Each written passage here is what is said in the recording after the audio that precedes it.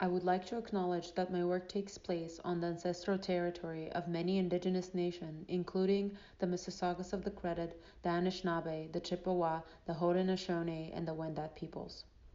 I want to acknowledge the deeply oppressive colonial history that links white European settlers and indigenous groups, as well as its persistence in modern-day Canada's context of development and social life.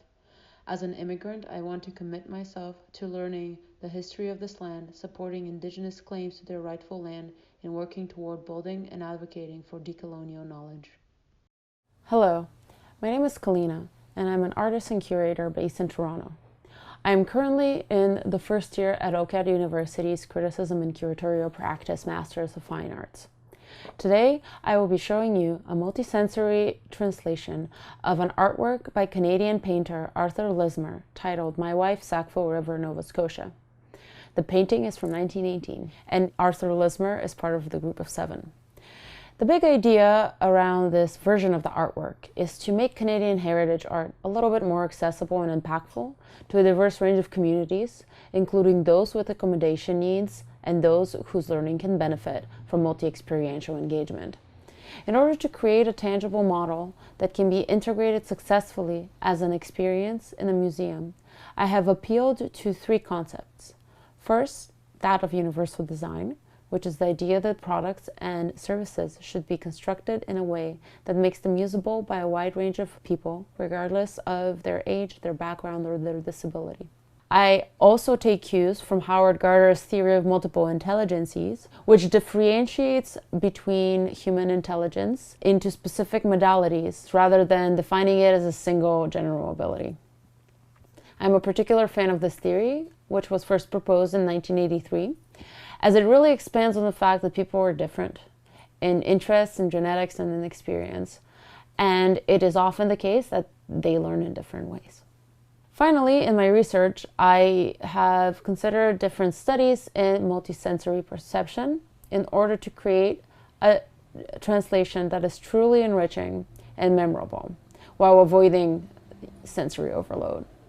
In this space, I found studies in neuroscience to be of particular help as they expand on how different sensorial attributes are encoded and processed in the brain. The idea of semantic congruence of sensory stimuli, which also means semantic congruence means the harmony or agreement between the meanings of several stimuli, was especially important for this translation, as some studies suggest that it creates a more impactful experience and is better for memory retrieval. If you still have trouble wrapping your head around that concept, imagine a picture of a dog and a bark. Those 2 elements are semantically congruent with one another. I will now give a visual description about the painting, the artist, and elaborate a little bit more on the techniques used, and will later follow up with my own translation.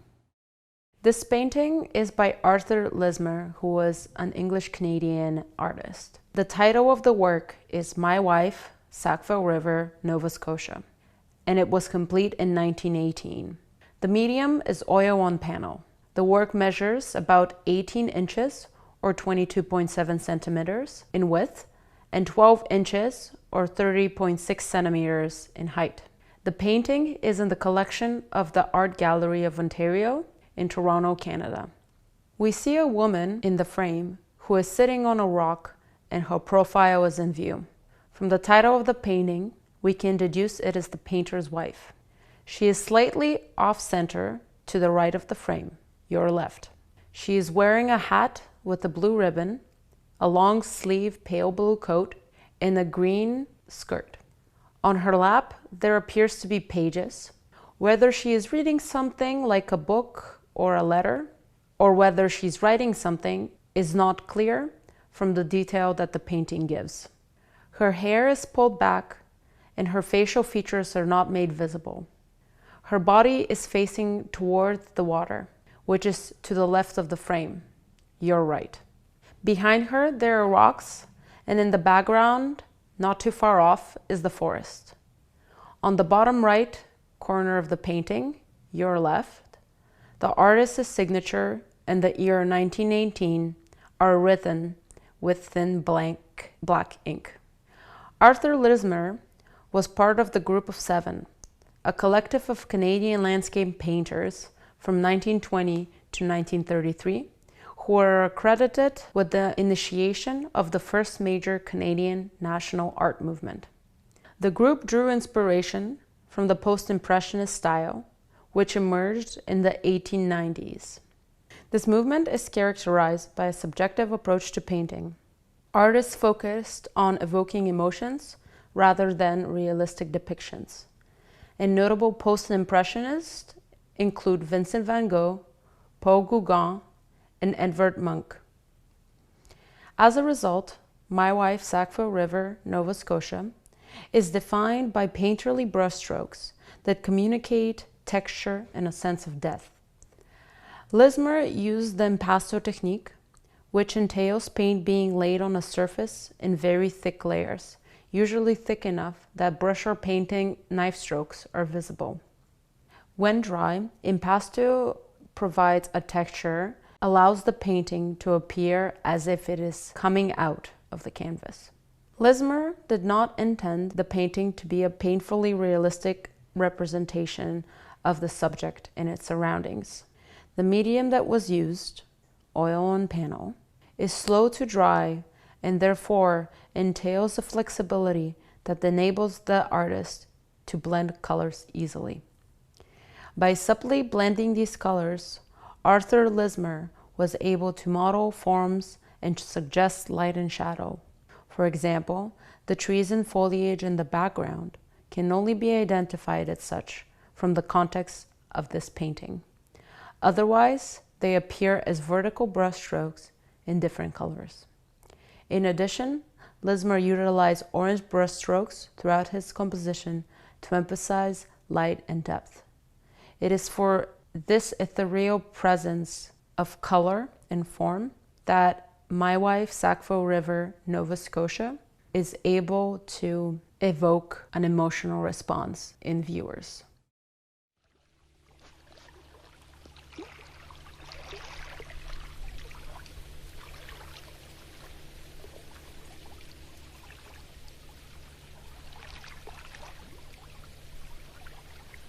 This is a full shot of my artwork translation for Arthur Lismer's My Wife Sackville River, Nova Scotia from 1918. Two rocks, a wooden figure, and a curved piece of thin cardboard are placed on top of a wooden table. The bigger rock, which is light gray, flat, and circular in shape, rising to about 2 to 3 centimeters off the table, is set in the center, while the smaller rock is placed on your left, and part of it is tucked slightly behind the bigger rock, on top of which there is a figure. Made out of wood, the mannequin is proportionally correct, standing 12 inches tall. It is faceless, and all of its joints are bendable.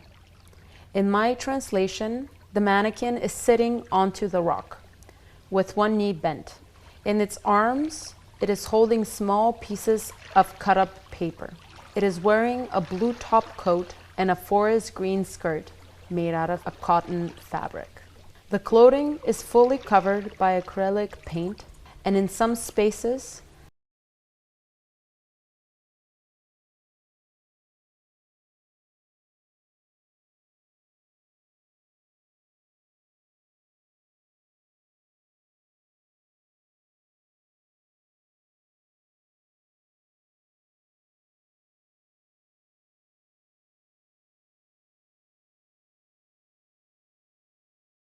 green colors are layered. The acrylic paint is delivered to the sheet in vertical brushstroke patterns. Throughout the composition, a few light blue and white strokes are visible. At the bottom, there is a gray colored banner measuring about 3-4 centimeters. On top of the painting that is intended to suggest the forest, there are a number of irregular shaped real tree bark pieces. They are glued onto the composition and occupy the lower half of the multicolored part. Out of the edges of some tree bark pieces, there are 1 or 2 fall leaves sticking out. The featured leaves are symmetrical in shape. The kinds of leaves include those from willow trees, which is thin in width and long, leaves from oak trees, which have a wave-like outline, a maple leaf, which is toothed with 3 to 5 shallow lobes that are pointed. Because of the limitation and light needs of camera equipment, I am illuminating the entire artwork translation with an overhead lamp that is not visible on screen, but which really makes the bark and leaves pop out. The senses I activate in order to create a cohesive and impactful translation of the painting are tactile, olfactory, auditory, and gustatory. It was really important for me to incorporate a sense of touch into the translation as it engages the audience in the most direct way through hands-on participation. I will now show you a close-up shot that focuses on the main figure, which will remain in full view, while the bottom half of the big rock it sits atop will be cut off. I represented the subject using a model that is made from wood. The clothes are made and painted by hand. The paint is layered in such a way that guests can touch the clothes and feel a distinct texture that is intended to mimic the raised surface that is associated with the impasto technique. Because of its flexibility, one can lift and play around with the figure if they wish to do so. The rocks, which are real, and the background strengthen recognition through texture. The surface of the rock is cold and abrasive to the touch. Another tactile aspect of this translation is the background screen. The camera is now zoomed in on a particular section of the background. My hand is coming into the screen to touch the bark and pick out a leaf whose stem is tucked into the bark. While the texture of the bark evokes a stronger connection to nature, which is important because the group of 7 are predominantly interested in natural landscapes, the raised surface also guides to where a leaf stem might be tucked in. Once located, individuals can pick out the leaf, feel it, perhaps smell it. Once they are done, they can place it on top of the table for someone else to put it back in or take it home with them. My translation engages the auditory senses by playing 2 types of audio. One is a recording of leaves rustling in the wind, and the other is the sounds of small lake waves washing on the shore.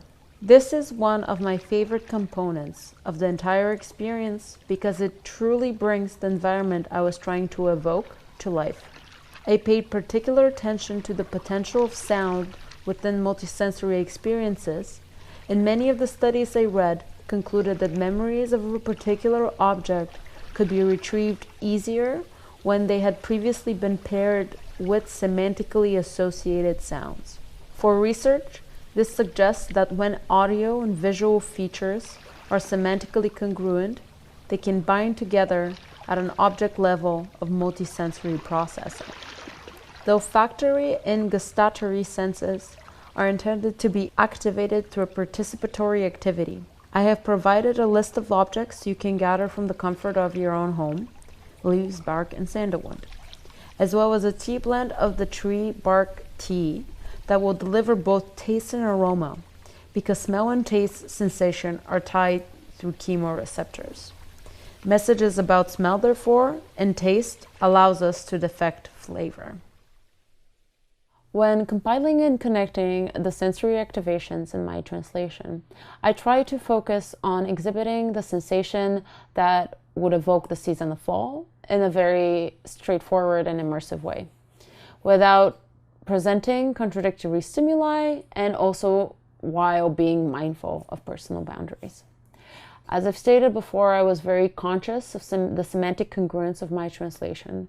It was an important constituent that allowed me to create the feeling of fall, and by extension, I tapped the concept of biophilia, which in turn connects the human need for nature not only as material, but also as an emotional, spiritual, and cognitive.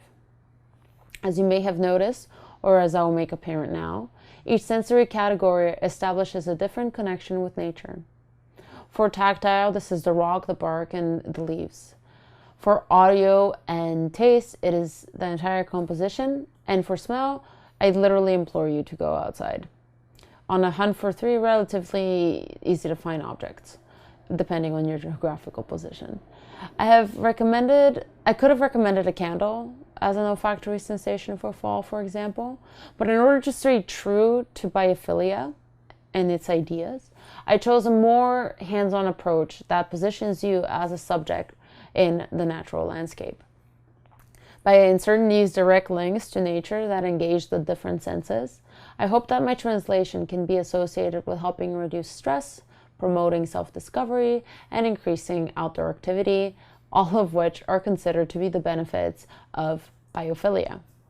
And also why people say, well, you should get more plants if you're feeling sad. In the sense, I hope my translation is able to give you something calming, therapeutic, and especially during this time when we are instructed to remain at home. Thank you for watching.